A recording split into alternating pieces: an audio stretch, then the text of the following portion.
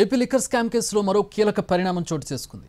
మాజీ deputy CM Narayanaswamy mobile phone ఎఫ్ఎస్ఎల్కి పంపేందుకు ఏసీబీ కోర్టు అనుమతి ఇచ్చింది. నారాయణస్వామి కాల్ డేటాతో పాటు బ్యాంక్ లావాదేవీలపై ఫోకస్ పెట్టింది సిట్. వైసీపీ హయాంలో ఎక్సైజ్ శాఖ మంత్రిగా పనిచేశారు నారాయణస్వామి. లిక్కర్ కేసులు ఇప్పటికే ఆయన్ను ఇంటికెళ్లి ప్రశ్నించింది. నారాయణస్వామి మొబైల్ ఫోన్లో కీలక ఆధారాలు లభిస్తాయని భావిస్తున్నారు. ఎఫ్ఎస్ఎల్ రిపోర్ట్ కోసం ఎదురు చూస్తోంది సిట్.